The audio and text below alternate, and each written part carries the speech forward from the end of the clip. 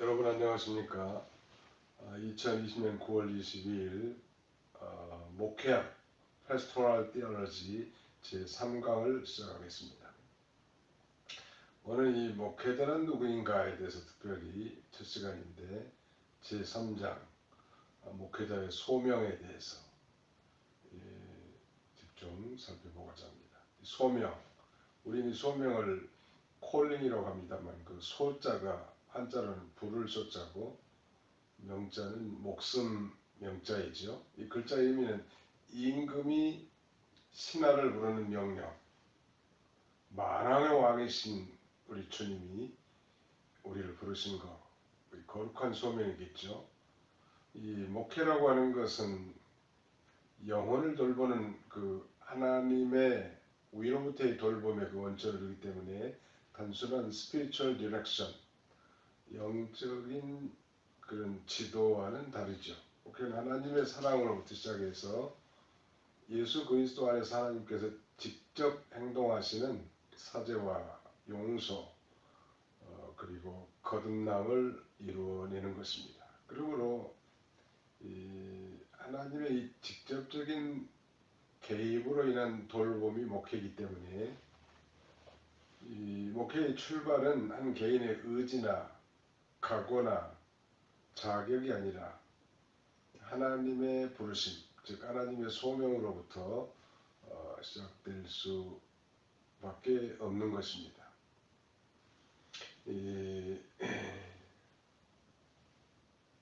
목회는 무엇인가 도대체, 또 소명이란 무엇인가. 주님께서 모든 신자들을 사역자로 부르시지는 않았죠. 또 소명이라면 단순한 그 전문적인 이 목회자에게만 해당되는 용어일까? 오늘 많은 교회 신학생들이 있는데 꼭 내가 목회자가 되어야 하는가 뿐만 아니라 전문 목회는 과연 무엇이고 또 사역을 한다고 하는데 사역의 소명은 꼭 목회자가 되어야만 하는 것인가? 일반 목회의 소명은 다른 사역의 소명과는 어떻게 다른 것인가? 여러 가지 우리가 생각하며 살펴보고자 합니다. 왜 나야만 하는가? Why me? 수많은 사람들 가운데 왜 나야만 되는가? 여기서부터 이제 출발하겠는데요. 교회는 왜 목회자가 필요할까요? 그것은 그리스도의 몸인 이 교회를 온전히 세워 예수 그리스도의 이 놀라운 사역, 예수 그리스도의 일이 이 땅에 계속해서 성취되도록 그런 일을 맡은 사람들이 바로 이 목회자인데요. 이 교회는 왜 목회자가 필요할까? 거기에 대해서 우리가 잘 아는 성구 에베소 4장 11절 12절에 보시면 그가 어떤 사람은 사도로 또 어떤 사람은 선지자로 어떤 사람은 복음 전하는 자로 어떤 사람은 목사와 교사로 삼으셨으니 이는 성도를 온전케 하여 봉사 일을 하게 하며 그리스도의 몸을 세우려 하십니다. 왜 목사를 세우셨는가에 대한 세 가지 이유를 거기 설명하고 있는데 첫 번째는 성도를 온전하게 하는 일을 감당하시려고 이 목회자를 세워서 그 일을 수종들게 한 것입니다. 두 번째는 이 봉사의 일, 모든 이 복음을 증거하는 모든 일이 다 봉사의 일이라고 할 수 있고 그 다음에 세 번째는 그리스도의 몸을 세우려 하심이라 그랬는데 그리스도의 몸을 세우게 하는 것입니다. 비단 목사뿐만 아니라 모든 직분자들을 세운 목적이라고도 할 수 있겠죠. 이 세 가지 중요합니다. 성도를 온전하게 하고 봉사를 하게 하며 그리스도의 몸을 세웠습니다. 그런데 왜 그 목회자가 하필 나야 할까? 여기에 대해서 우리 목회자 후보생인 우리 신학생들은 진지한 고민들이 있어야 될 것 같아요. 왜 지금 한국에는 뭐 6만 개 이상의 교회가 있다고 하고 또 수많은 목회자들이 있는데 왜 하필 그 목회자가 나야 할까? 우리가 생각해 볼 수 있겠죠. 이 시기에, 말하면 이 세대에 나를 신학교로 인도하심은 그 이유가 무엇일까? 뭐 우리가 여러 가지 생각할 수 있겠습니다만 하나님의 절대적 주권의 섭리라고 할 수 있겠죠. 요셉과 같이 나를 이리로 보낸 자는 당신들이 아니요 하나님이시라. 하나님 생명을 구원하시려고 나를 당신들 앞서 보내셨나이다. It's God who sent me here. 나를 이리로 보낸 자는 하나님이시라. 하나님의 절대적 주권의 역사를 우리가 신학교 강의실에 앉아있는 것 자체가 결코 우연한 일이 아니란 말. 또 더 나아가서는 나를 통해서만 정말 하나님과 예수님의 교회를 세우는 것은 독특한 일이라고 할 수 있겠죠. 마태복음 16장의 그 가이사랴 빌립보에서 예수님께서 베드로에게 질문했죠. 제자들에게 너희는 나를 누구로 아느냐? 그때 베드로의 그 신앙적 고백은 예수님의 칭찬을 받았고 예수님께서 내가 이 반석 위에 내 교회를 세우리니 베드로가 깨달은 진리 위에 예수님의 교회를 세우겠다는 것입니다. 베드로가 깨달은 진리, 독특한 것이죠. 지금 미국에서 목회를 횟수로 한 5년 있다 왔는데요. 거기 가서 우리 교포사의 워싱턴 DC에서 가까운 버지니아 주의 에란데이라고 하는 곳에 우리 코리안 타운이 있습니다. 사람들은 주로 이제 신문은 한국일보를 많이 보는데 한국일보의 기자 처음에 한국에서 이렇게 발령받아줬기 때문에 한국일보 기자가 와서 저를 취재했는데 많은 교회가 있는데 특별히 미국에 이렇게 오셔서 교회를 해나가신 목적이 무엇인지 이렇게 질문하시더라고요. 그래서 바른 진리, 내가 깨달은 복음과 진리를 통해서 하나님 나라를 확장하고 하나님 교회를 세우기를 원한다고 그렇게 대답한 적이 있는데 오늘 본문의 내용도 상당히 그 내용과 일목상통합니다. 그러니까 내가 꿈꾸는 교회상, 내 마음 가운데 심겨진 목회자의 꿈, 이건 어느 다른 누군가 대신 꿈꾸고 열망할 수 있는 것은 아니죠. 다시 말씀드리면 나를 신학교로 인도하신 건 나만이 할 수 있는 교회, 또 목회사에 있기 때문에 하나님께서 부르신 것입니다. 그러면 하나님께서는 그 어느 누구 아닌 우리 각자를 바로 그 교회, 즉 예수님의 교회를 위해 선택하시고 부르신 것입니다. 막연한 인도하심이 결코 아니죠. 그러므로 우리의 소명의 확인 여부는 내가 이제까지 꿈꾸고 달려왔던 어떤 교회관, 신앙관, 이 목회 철학관 이런 것에 있다 할 수 있겠는데 이 땅에 존재하는 어떤 교회에도 우리 각자의 마음속에 그려왔던 그리고 쫓아왔던 이 나를 통해서 이루어진 교회를 대신하지는 결코 못할 것입니다. 그러므로 바로 그 교회의 길 때문에 목회 소명의 길을 가야 하는 것입니다. 어떻게 보면 그가 밝히 깨달은 진리가 그로 하여금 이 소명의 길을 걸어가게 하는 것이죠.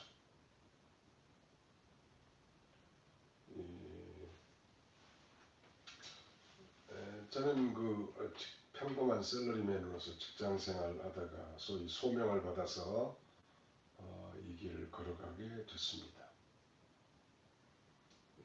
그러다 또 직장생활 한 8년 남짓 했었고 또 하나님께서 선한 길로 인도하셔서 신학을 하고 이 목회에 들어갔는데요.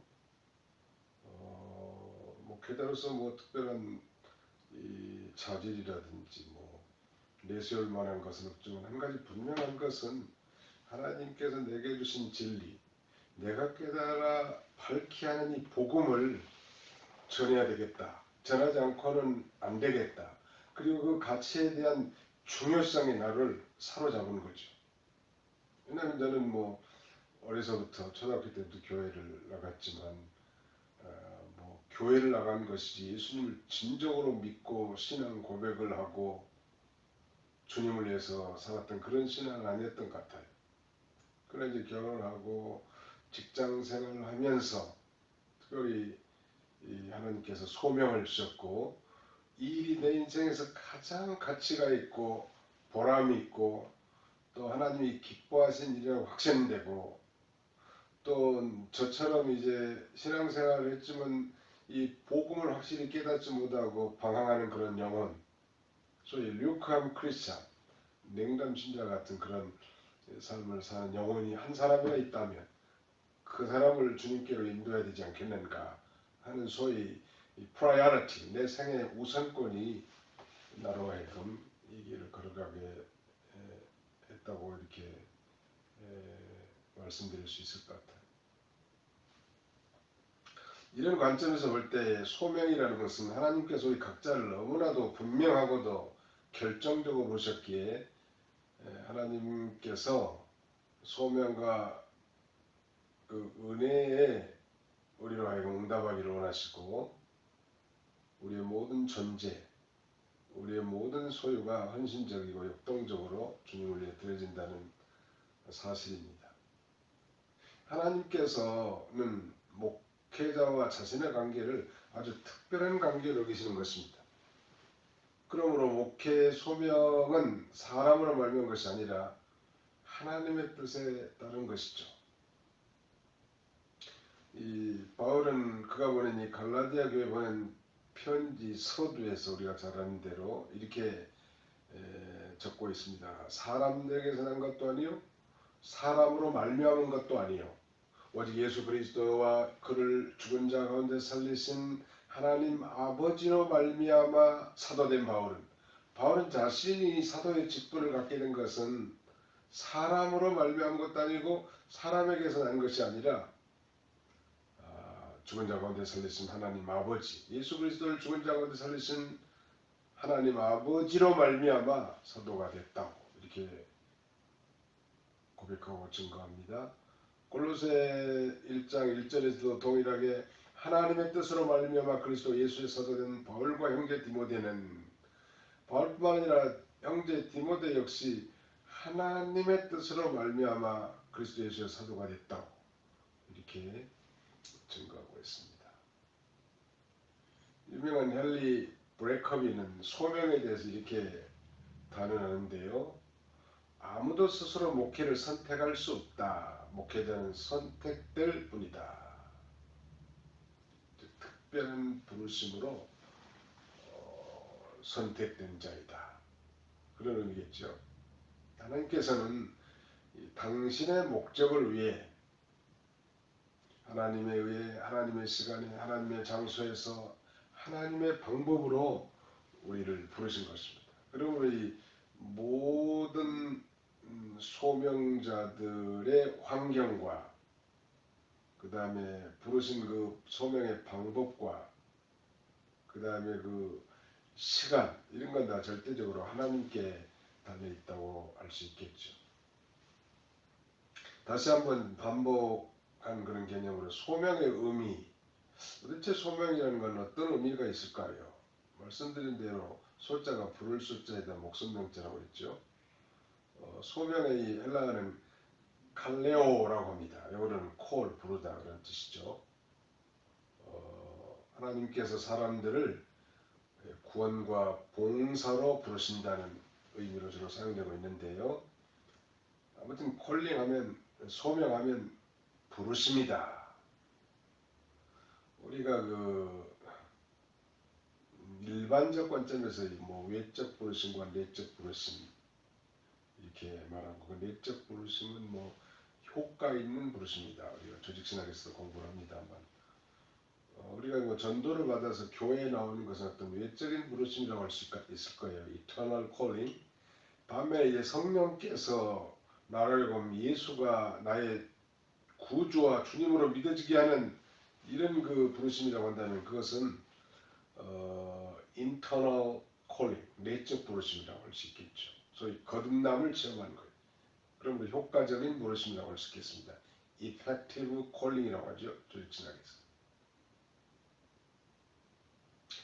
예, 그래서 넓은 의미로 볼 때는 모든 그리스도인들은 다 자신의 삶의 전부를 주님 앞에 드리는 사역자고 다 부르심을 받은 자들이죠. 넓은 의미로는. 이걸 소위 일반적 소명, 일반적 부르심이라고 할 수 있겠고요. 특수 소명, 특별 소명이라고 한다면 오늘날 목회자로 부름을 받은 사람들은 아니 정말 목회자가 되도록 우리 선지학교에서 목회자 후보생으로서 이렇게 준비케 하는 그런 소명은 특별 소명이라고 이렇게 부를 수 있을 것 같아요. 그런데 우리가 경계해야 될 것은 그것이 반드시 전임 사역자나 즉 풀타임 사역자나 유급 사역자라고 할 수는 없는 거예요. 돈 받고 하고 그 다음에 온전히 시간을 다 드린다고 해서 그것이 아주 특별한 부르심이라고 정의할 수는 없는 것이죠. 유대교의 전통에서는 제사장들은 급여를 받지 않았죠. 되게 더 혈통적으로 계승됐으니까요. 그러나 이 대부분의 선지자들과 서기관들은 금전적 도움을 받지 않았습니다. 제사장들은 급여를 받았죠. 당연히 제사를 지내고 난 다음에 제사장들이 받을 분기 있었죠. 흔든 가슴, 든 뒷다리 이거 제사장이 먹을 수 있게 정해놨단 말이에요. 그래 대부분 선지자들과 서기관들은 말하자면 재정적 도움을 받지 않았습니다. 신약성경은 목회사역에는 철저하게 또 자원적 의미로 이해되었고요. 목회 지도자들을 자발적으로 따른 사람들은 자신의 소유를 들여서 자신의 사역을 감당한 것입니다. 자신의 소유. 누가복음 8장 1절 3절에 예수님 당시에 전도받았던 그 유력한 부인네들이 자기 소유를 들여서 이 전도의 일에 전무하지 않았습니까? 그 다음에 특별 소명을 받은 바울 같은 경우는 우리가 잘 아는 대로 세상 직업을 유지하면서 하나님의 사역을 했습니다. 로마에서 건너온 브리스길라와 아굴라하고 업이 같았다고 성경에 이렇게 증거합니다. 그 업이라는 게 바로 텐트 메이킹, 텐트를 만든 사람들로서, 즉 텐트 메이커로서 함께 동역을 했고, 아마 텐트를 수리하든지 만들든지 해서 판 그 대금을 가지고 스스로 자비량 선교를 한 것이죠. 물론 때론 자신이 개척한 교회들을 통해서 구제비나 선교비를 받아서 저연교에 전달하기도 하고 사용하기도 했지만 원칙적으로는 이 자비량 선교라고 할 수 있겠습니다. 반면에 사도 베드로는 교회 전적인 도움을 받으며 하나님의 일을 수행하기도 하였습니다. 예루살렘 교회 기둥 같은 자들 아니겠습니까? 그들은 이 모두가 사역으로 부르신 하나님의 부르심에 대하여 자신의 삶 전체를 대해서 응답하는 그런 자세였습니다. 풀타임이나 파타임의 문제가 아니고 유급인가 무급사역자가 문제가 아니고 특별한 그런 부르심을 받은 자들이 있다면 반복합니다만 신약교회에서도 마찬가지로 일반 소명과 특별 소명을 구분하는 기준이 결코 전임이냐 비전임이냐 사례의 유무의 차이가 결코 아니었다는 것. 단지 차이가 있다면 하나님의 소명을 받은 자로서 자신이 소유한 은사에 따라 어떤 특정 사역의 영역을 통해 하나님의 부르심에 응답하는 경우가 있는데 목회사역도 그 중에 하나에 해당된다고 보는 것입니다.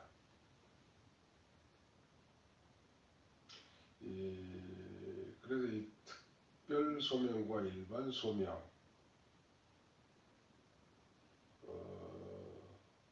그거에 대해서는 좀 잘 기억하는 게 좋을 것 같아요.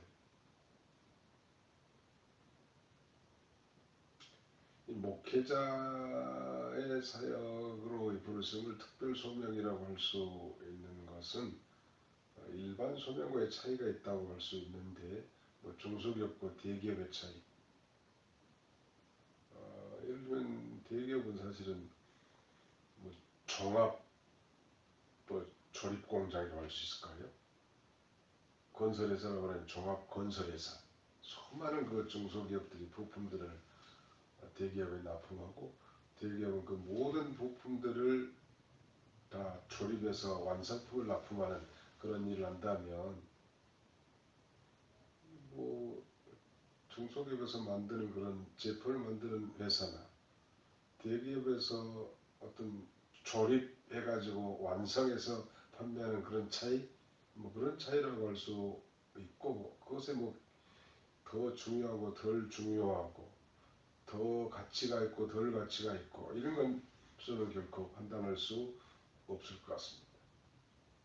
엄밀하게 말하면 목회자도 성도 중에 한 사람이니까요. 수많은 그 은사를 가진 성도들의 그 모든 은사들을 다 집합시키고 봉사케 해서 하나님의 교회를 세워나가는 일에 뭐 총감독이라고 할 수 있을까요? 그런 면에서 좀 특수한 소명을 받았다고 할 수 있겠습니다. 특수 소명의 부름 방식은 그러면 과연 어떠할까요? 성경적 관점에서 볼 때 하나님의 사역의 지도자들은 크게 두 종류로 부름을 받은 사실을 볼 수 있습니다. 하나는 사회적으로 제도적으로 인정된 과정을 거쳐서 사역조를 받는 경우가 있고, 반면에 다른 하나는 사도 바울이나 구약의 선지자 아모스처럼 사회적으로나 제도적인 과정이나 절차 없이 초자연적으로 혹은 하나님의 강력한 부르심을 스스로 깨닫고 자신에게 주어진 은사로 신앙 공동체를 섬기고 이끄는 자연적으로 세워진 그런 사역자를 할 수 있겠습니다. 이 사회적, 제도적으로 인정된 과정을 거쳐 사역자로 부름받는 경우 적어도 다음 네 가지 조건을 필요로 한다는, 뭐 반드시 필수 조건은 아니지만 일반적으로. 첫째는 그리스도인이 돼야 되겠죠. 즉 기독교인이 되는 소명, 즉 신자로의 부르심이란 말. 신자로 부름받아서 그 다음에는 the secret call, 은밀한 소명, 비밀스러운 뭐 부르심인데, 본문에는 내적 확신을 말하고 있죠. 신자로 부름받아서 내적 확신을 가진 자가, 세 번째 단계는 이제 하나의 과정이니까요.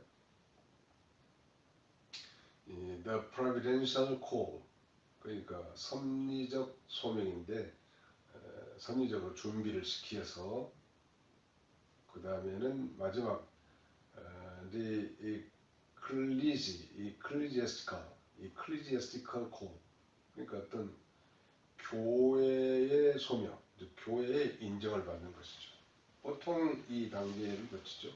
신자로 부르심을 받고 큰 은혜를 받아서 주님과 교통하고 내적 확신을 가진 다음에 하나님이 준비를 시켜서 섭리적으로, 그리고 이제 교회의 인정을 받는 것이죠.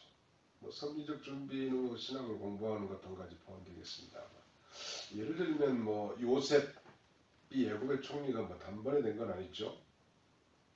억울한 일을 당하기도 하고 말이죠. 죽음의 경에 처하기도 하고 감옥에 갇히기도 하고, 그러면서 뭐 술 맡은 간원장이라든지 뭐 떡 맡은 간원장, 이런 사람들을 통해서 왕궁 생활을 말하자면 지도자적 자질을 준비하게 해서 마침내 그 하나님의 그 특별한 부르심으로 이제 애국의 총리가 되고 7년 기근에 처한 주변 건강에 수많은 사람들을 살리는 그 역할을 감당하게 하지 않습니까? 준비하게 한다. 하나님은 당신이 쓰실 자를 부르시고 준비시켜서 그 일을 감당하게 하시죠. 일반적으로.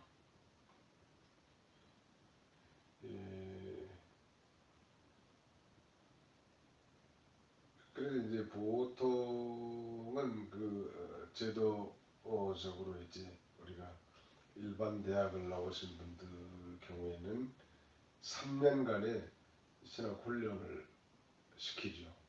소위 이걸 MDB라고 하고 교육부 인가하는 MDB가 우리 같은 경우는 교육부 인가는 하지 않았지만 교단 안에서 인정한 교육적 양성의 MDB equivalent, MDB와 동일한 과정 3년을 공부하게 하고 만약에 일반 대학을 졸업하지 않았을 경우는 우리가 대학 4년 과정을 더 플러스시켜서 7년을 이렇게 공부하게 합니다. 준비시키는 거죠. 그리고 이제 졸업하면 강도사 고시를 치게 하고 그 다음에 교회 파타임이라든지 말하자면 목사님을 돕는 부교육자로서 인정을 받게 실적을 통해서 인정을 받고 신덕을 따라서 이제 목회자로서 이렇게 파송하거나 청빙을 받게 됩니다. 특수 소명의 요건은 그럼 무엇일까? 초대교회에서는 은사가 중요했는데 은사는 교회 지도자로서 자질에 매우 중요한 요소였고 이런 은사들은 교회에서 사역의 종류를 결정짓는 우선적 기준이 되었습니다. 목회 소명은 성령께서 주신 각 개인의 은사에 의해 결정됐지만 이런 은사에 기초한 교회 사역은 교회 역사의 발전과 함께 좀 더 조직화되고 공식화되어 갔습니다. 그래서 이 은사에 기초한 일반 사역과 교인들을 섬기는 목회 사역을 구별하기 시작한 것이죠. 그러니까 교사와 목사. 교사는 뭐 일반 사역이라고 한다면 목사는 교인들을 섬기는 목회 사역이죠. 구분이 된다는 것. 초대교회는 뭐 예언의 은사도 있지 않았습니까? 그러나 중요한 것은 이 둘 사이에 뭐가 우수하고 무엇이 열등한지 그런 우열의 차이는 결코 없는 것입니다. 교회 안에는 바로 어떤 은사든지 우열의 차이가 없다는. 물론 이 목회 사역을 하는 사람도 교사와 목사를 비교했을 때 목회 사역자도 당연히 가르치는 은사가 반드시 있어야 되겠죠. 자, 그 다음에는 소명의 중요성과 경계할 것들. 소명에 있어서 뭐가 중요할까? 소명이 왜 중요한가?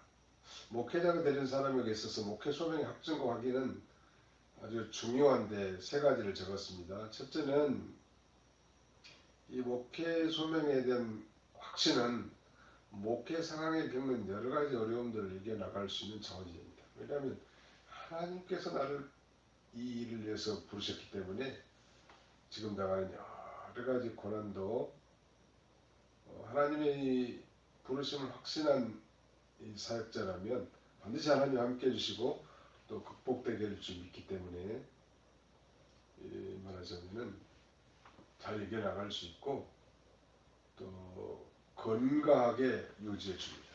목회 소명의 중요성 건강하게 유지합니다. 우리 책 교재로 보면은 페이지 80페이지가 되겠습니다. 80페이지 맞나요? 네, 맞아요. 80페이지. 왜 건강하게 해주는가? 목회자의 소명의식은 목회 사역을 해나가면서 빠지기 쉬운 자신의 목회 사역의 결과들로 인한 교만이나 자기 만족의 위험을 예방하거나 극복하는 데 도움을 준다는 것. 이 부름받아서 하나님의 사역을 하다가 놀라운 결과물들이 나왔을 때 인간인지라 교만하기 쉬울 텐데요.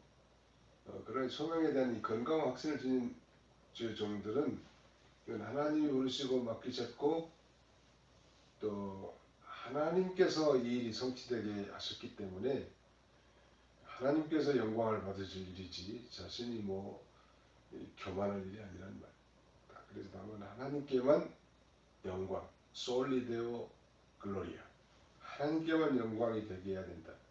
그래서 우리는 뭐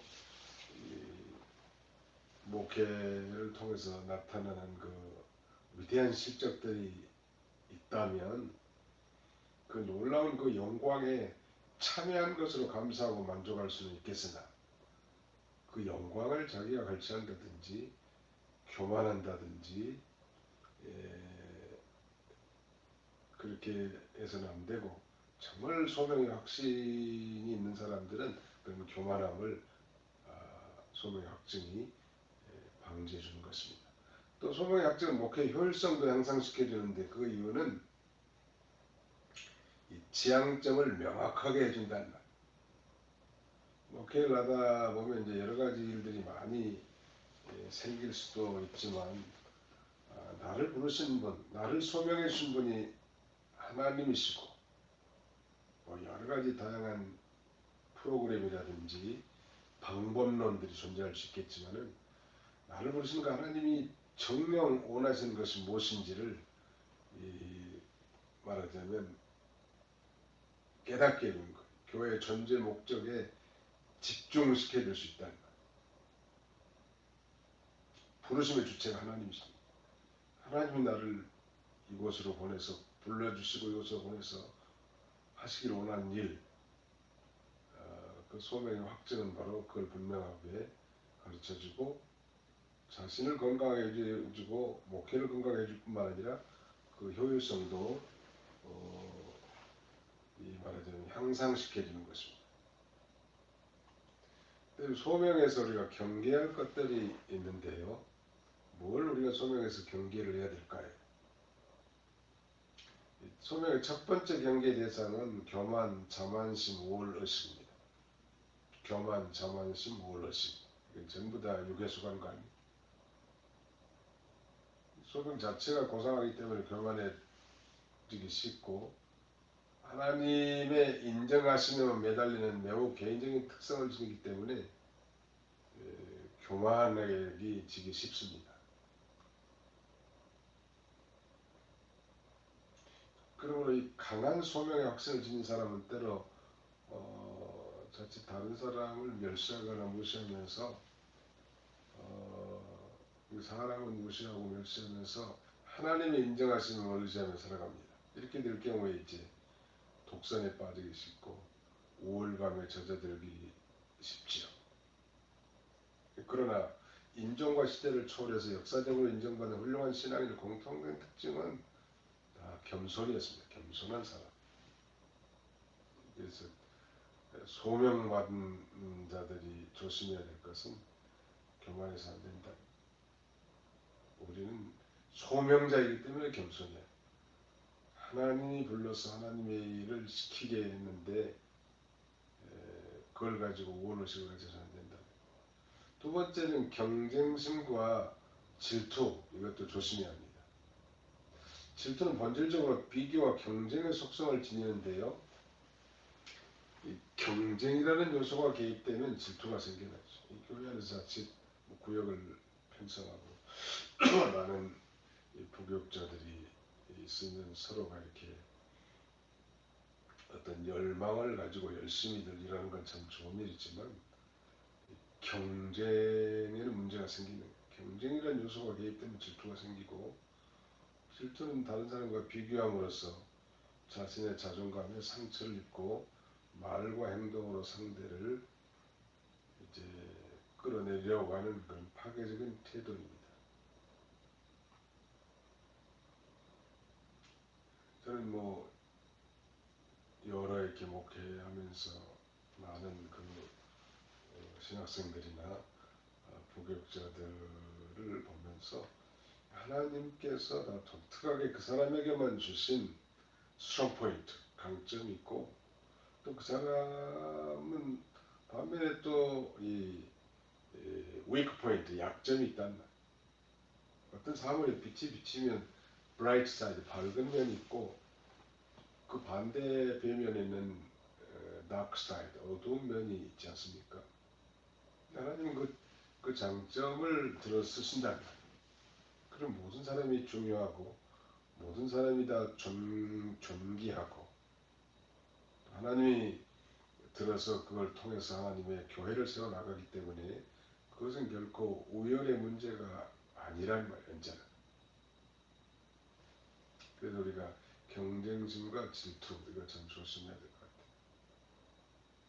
그 요한복음 21장 20절로 22절은 이제 소위 베드로에게 내 양을 먹이라, 내 양을 치라, 내 양을 먹이라 세 번씩은 예수님께서 이제 말씀하시는 가운데 베드로가 이제 사도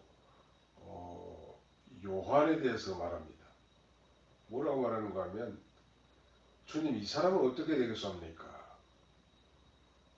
자신에 대해서는 이제 장차 순교하게 될 것을 예언했는데 바로 그 요한은 어떻게 될 거니까 물어보는 거예요. 자신에게 자신의 몫에 태인 사역을 감당하고 믿음을 나가면 되겠는데 사도 요한에 대해서 물어보니까 예수님이 이렇게 말씀하시죠. 내가 올 때까지 그를 머물게 하고자 할지라도 내게 무슨 상관이냐? 너는 나를 따르라 하시더라. 내게 무슨 상관이냐? 너는 나를 따르라. 사도 요한을 내가 뭐 다시 올 때까지 이 땅에 머물게 하고자 할지라도 너하고는 뭐 상관이 없어. 너에 대한 소명과 사역과 인도하심은 사도 요한과 다르다니까. 그러니까 동등 비교하면 안 된다. 비교 의식을 갖지는 않아야 돼. 우리 그리스도인들도 마찬가지고 특별히 지도자들이 조심해야 될 것은 비교 의식으로 다른 사람을 평가하면 안 됩니다. 비교 의식의 반대말은 창조 의식이라고 할 거예요. 창조 의식. 모든 사람은 다 하나님께서 독특하게 창조한 말하자면 존귀한 존재다. 이런 그런 의식을 가지고 해야 할 것입니다. 그 다음에 소명의 확인과 대표적인 성경적인 예들에 대해서 살펴보려고 하는데요. 종교개혁자 칼빈, 우리 장로교의 창시자라고 할 수 있는 칼빈은 목회사역의 소명 확인에 필요한 요소를 두 가지로 보는데 하나는 교회의 부름이고 다른 하나는 하나님의 부르심에 대한 내적 확신으로 보았습니다. 성령님께서 이끄시는 개인의 내적 소명의 확신과 또 교회를 통해 이루어지는 외적인 증거들을 통한 소명의 확신이야말로 교회와 예수 그리스도를 위한 목회자에게는 반드시 필요한 요소이다. 그리고 개인의 그 내적 확신이 있어야 되고 첫째는 그 다음에 교회, 다른 성도들 또 말하자면 교회 지도자들을 통해서도 말하자면 그 증거들이 나타나야 된다. 교회 지도자들이 볼 때 도대체 뭐 목회자로서는 합당하지 않은데 자기가 고집해가지고 신학교를 가고 이 목회를 간다면 할 수는 있겠지만 나중에 그 공동체에 큰 어려움, 자신도 힘들고 공동체에 속한 멤버들도 많이 힘들다. 차라리 교회에 충성하는 분이라면 교회에서 장로가 되고 집사가 돼서 교회를 잘 섬길 수 있는 사람인데 교회는 소명받았다고 신학교 가지고 공부하고는 교회 보냈는 파송했는데 실패하고 그 다음에 거기서 또 쫓겨나서 자신의 그 위치를 찾지 못하고 방황하는 그런 삶을 산다면 서로를 안타깝게 할 수밖에 없겠죠. 소명 확인에 그래서 소명 확인이 필요한데요. 소명 확인에 필요한 요소와 공통된 현상은 무엇일까요? 목회 소명을 확증하는 데 필요한 요소들은 여러 가지 생각할 수 있는데요. 개인의 사회활동한 타인들과 하나님의 부르심에 대한 확신. 켈빈이 얘기한 것 같겠죠. 또 목회 지도자로서 일을 수행하는 데 필요한 능력의 소유. 아무리 충성스럽다 할지라도 이 말과 발음이 불완전하다면 목회자로서는 합당하지 않다고 할 수 있겠죠. 그 다음에 목회 사역에 대한 강렬한 바람. 정말 그 어떤 것보다도 사모하는 그런 소망. 이게 다 목회 소망 확정에 필요한 요소들이고요. 네 번째는 도덕적 자질이 반드시 있어야 합니다. 신덕이 있어야 된다. 그 다음에 만약 그렇지 않으면 실패할 수밖에 없죠. 그 다음에 다섯 번째는 소속한 교회의 판단과 지지. 켈빈이 얘기한 것처럼 교회의 부름이라고 말씀드릴 수 있을 것 같고, 마지막 사역에서의 효율성을 나타내는 열매. 열매가 있어야 된다. 반복하지만 우리 교단에서 목사 안수를 받아야 될 세 가지 조건은 첫째, 신학교를 졸업하고 강도사를 패스할 것. 두 번째는 신덕이 있어야 된다. 소위 도덕적 자질이 분명해야 돼. 그 다음에 세 번째가 목회 사역에서 열매가 나타나고 주일학교를 맡았던 중고청을 맡았던 한 교구를 맡았던 간에 그런 열매가 나타날 때 우리는 목사 안수를 주었습니다. 이러한 목회 사역으로의 부르심에 대한 확인 과정에서 발견되는 공통적인 현상 세 가지가 있습니다. 한번 확인해 보세요. 자신들을 놓고. 첫째는 현재 자신이 하고 있는 일에 대한 평안함이 없다. 그 현재 직업에 대한 자신의 불만족이나 하나님을 위해서 더 많은 일을 하고 싶은 욕구로 나타날 수 있다는 것이죠. 그러나 그것이 소명 때문인지 다른 이유 때문인지는 조심스럽게 분별할 수 있어야 되고요. 그 다음에 내적인 끌림이 있다. 현재 하고 있는 교회 사역에 대한 개인적인 만족과 평안이 느껴지고 내가 이 일을 해야 되겠구나 하는 느낌이나 확신을 든단 말이죠. 그 다음에 세 번째는 신앙 공동체로부터의 확증. 교회라고 할 수 있겠죠. 하나님의 소명을 확신하고 그 일을 해나갈 때 자신이 속한 교회, 공동체의 성숙한 신앙인들로부터 받는 인정이나 격려나 감사, 평가 등이 여기에 속한다고 할 수 있겠죠. 세 가지 공통적인 현상이 아무리 뭐 돈을 많이 주고 뭐 직급을 높여주고 인정을 받는다 할지라도 현재 그 자신이 하고 있는 일에 대한 평안함이 없다면 한번 생각해볼 문제고, 두 번째는 정말 교회 일 믿는 일에 대한 아주 매력적 끌림이 있고 거기에 모든 걸 다 쏟고 싶어. 저도 처음에 이제 소명을 받은 다음에 직장생활 계속 하는데 아무튼 뭐 마음이 항상 교회가 가 있어. 비둘기 마음이 항상 콩밭에 있는 것처럼 말이죠. 그 다음에 소명 확인 방법과 과정. 하나님께서는 성경 말씀을 통해 보신다. 성경 공부를 하다가 정말 이거다 하고 정말 이 밝히 깨달은 말씀 가운데, 저 같은 경우는 요한복음 1장 29절에 보라 세상 죄를 지고 가는 하나님의 어린 양이로다 할 때 그 세상 죄 속에 내 죄까지 포함됐더라. 세상에 있는 택한 백성들의 모든 죄를 예수님이 어린 양으로 오셔서 다 짊어지셨고 그 예수님께 그 죄가 다 전가되어서 내 대신 심판을 받기 위해서 어린 양으로 오셨음을 확실하게 깨달았을 때 그런 그 강렬한 마음이 있었고요. 또 기도 가운데 부르신 경우도 있고, 환경은 하나님은 환경을 통해서 부르시기도 합니다. 환경을 통해서 또 사람의 능력이나 관심을 통해서 부르시기도 하고 은사를 통해서 부르시기도 합니다. 또 우리의 내면의 느낌을 통해서 부르시기도 하고, 만약에 이런 부르심에 대한 확신이 없을 때는 어떻게 해야 될까? 자신의 삶을 주관하시는 분이 하나님이신 걸 기억하고, 중요합니다. 현재 지금의 일을 통해 하나님을 잘 섬기면서 기다리는 게 좋아요. 확증과 확신을 기다리는 게 좋고, 뭐 신학을 공부하면서도 확신을 가질 수도 있고 분명한 소명을 깨닫는 경우도 있습니다. 그러나 그 신학교 다닌데도 만약에 그런 확신이 없을 때는 현재 자기가 하고 있는 일을 열심히 잘 감당하면서 확신과 확정을 기다리는 것이 좋습니다. 어떤 청년이 술집에서 가난하게 술 먹고 새벽에 나오다가 문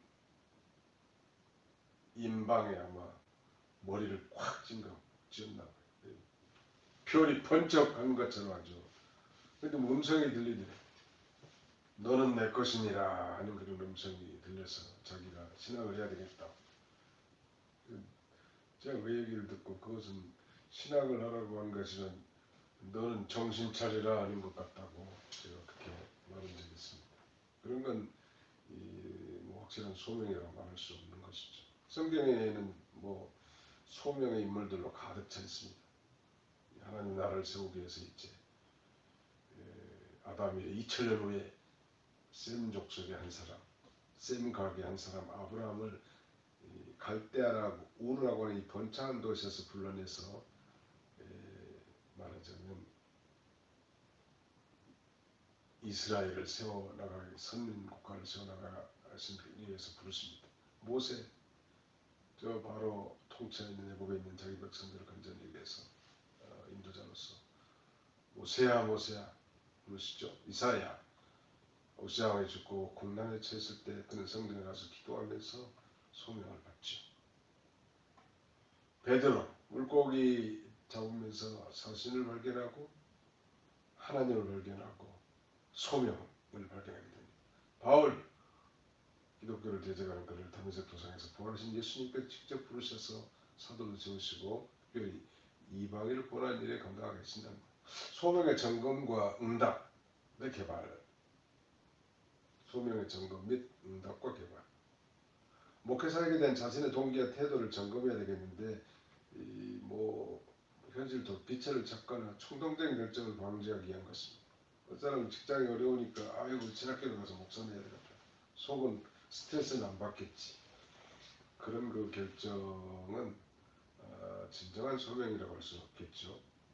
더 어렵고 힘든 일이 기다리고 있는데 건강하지 않는 소명의 특징에 대해서 거기 우리 교재에 있으니까 여러분들이 참고하고 한번 읽어보세요.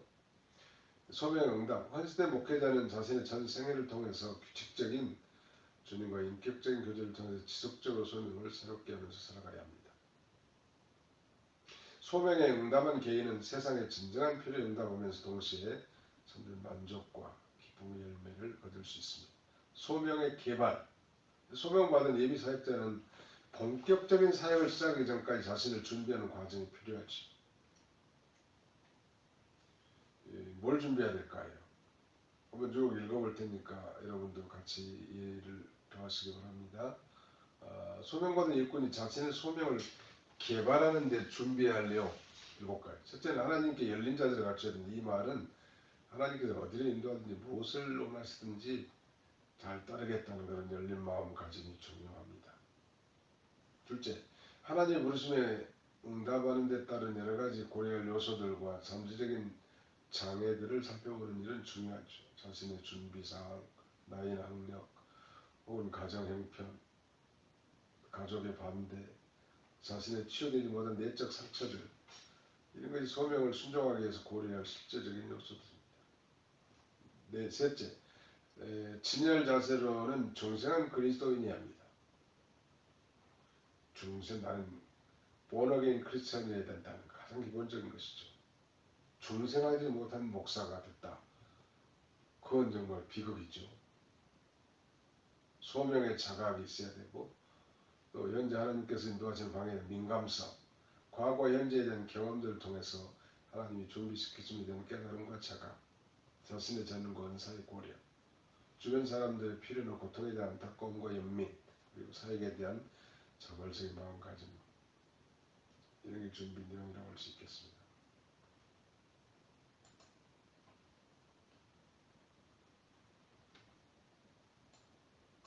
그 다음에는 계속적인 영적 성숙과 성장을 지향해 나가야 합니다. 또 부르심에 응답하여 자신의 은사로 할 수 있는 사역을 시작함과 함께 신학 교육을 받는 일에 최선을 다한다. 신학교는 대충 나와가지고 나는 목회를 잘해야 되겠다. 잘해도 문제죠. 성공해도 문제라고 그랬어. 신학교 때 그 모든 공부하는 자세, 태도 이것이 목회에 그대로 적용이 되거든요. 여섯째는 자신이 속한 교회에 자신의 소명을 알리고 기도를 부탁하면서 동시에 목회자가 된 것과 같은 자세로 사역에 적극 임합니다. 신학교를 다니면서 앞으로 목회 사역할 사람이 새벽기도도 참여하지 않는다. 새벽기도가 명사는 아닙니다만 기본적인 거 아닐까요?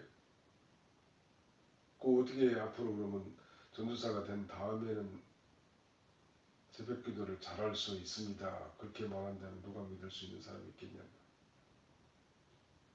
하나님은 그 자신의 맡긴 현재의 그런 사역과 일에 충성한 사람을 불러다가 충성자를 불러다가 준비시켜서 그 일을 감당하게 하시죠. 마지막 7번째는 자신의 개인 일기나 내면 여행을 기록한 일지를 작성하여 하나님 인도하심에 대해 성찰한다. 소명의 재정립. 사역자의 소명이 한 번에 완성되고 고정되어서 불변한 것은 아니라는 것입니다. 경우에 따라서는 이전의 소명이 그 이후 사역을 위한 발판이 되는 경우도 있죠. 예를 들면 스데반과 빌립자는 그 예루살렘 교회 구제 담당을 위해서 세움받았지만 실제 그들은 복음 전하는 전도자로서 오늘 목회자와 같이 열정적인 그런 삶을 살지 않았습니까? 소명의 부정적인 태도 및 이를 위한 조언. 소명에 대해서 주저하게 만드는 요인이 있는데요. 첫째는 하나님 말씀에 대해 잘 알지 못함의 자각 혹은 자신의 자격 없음으로 인한 주저함이죠. 둘째는 목회 사역에 대한 막연한 두려움도 있고요. 셋째는 목회자가 됨으로 인해서 겪게 될 재정적 어려움에 대한 부담으로 인해 소명에 제대로 응답하지 못하는 경우라. 아무튼 이 목회자가 될 사람들은 아무튼 세 가지 선을 넘어야 된다고 하지 않았습니까? 물질선이 그 첫 계단이고, 두 번째는 이성선, 이성에 대해서 초월할 수 있어야 되고, 세 번째는 명예 영광선. 두 가지 선을 넘어서도 세 번째 그 모든 걸 초월하고 나가야 합니다. 소명이 불확실한 경우를 위해서 제안한 내용은 거기 8가지를 써놨는데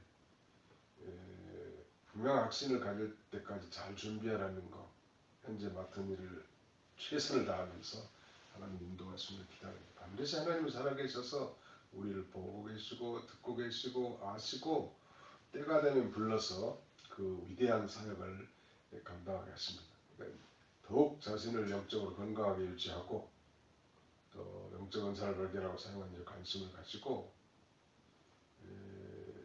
조급하게 사역에 뛰어들어서 그걸 자신의 소명으로 착각하지 말고 소명을 위해서 모든 조건이 충족되길 기다리지 말아라. 모든 조건 100% 만족한 사람이 어디 있겠습니까? 그 다음에 소명의 경험을 지닌 성숙한 선배 목회자나 상담자와 상의하라. 그건 이미 걸어온 길이기 때문에 이렇게 기도를 부탁하고 평신도 사역자로 부르신 거 목회 사역자로 부르시면 혼동하지 말라. 아무튼 이 목회의 소명 이거야말로 뭐 특별한 부르심이라고 할 수 있고 그 성령의 충만한 은사로 함께 하셔서 이 일을 감당하게 하시는데 우리가 신학 3년 혹은 7년 이렇게 공부하면서 더욱더 우리의 택하심 또 우리의 부르심을 견고하게 나가는 그런 과정이라고 할 수 있고 모든 욕심을 다 초월해서 주님의 뜻을 순종하고자 하는 그런 마음을 갖는다면 소명에 대한 확신과 확증을 더욱 갖기가 쉬울 것입니다. 한 가지 분명하게 말씀드리고자 하는 것은 우리가 벌써 이 선지학교에 들어온 것 자체는 결코 우연한 일이 아니라는 것. 그래서 앞으로 공부하는 내내 여러분들의 소명을 확실히 발견하고 또 그 소명에 응답하기 위해서 확실하게 준비해서 주와 복음과 하나님 나라 확장을 위해서 쓰임받는 그런 저와 여러분들이 다 되시기를 주님의 이름으로 축원합니다. 잠깐 기도하겠습니다. 살아계신 우리 아버지 하나님께서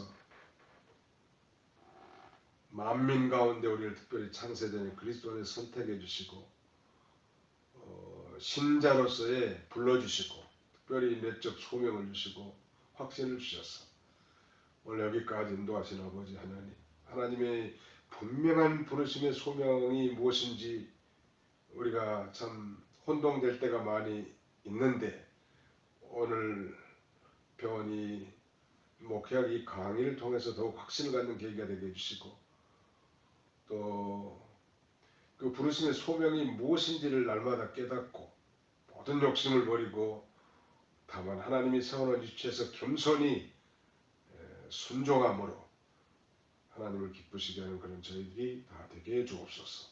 예수님의 이름으로 기도하옵나이다. 아멘. 제3강 목회 강의를 여기서 마치겠습니다. 수고들 많이 하셨습니다. 다음 시간에 뵙겠습니다.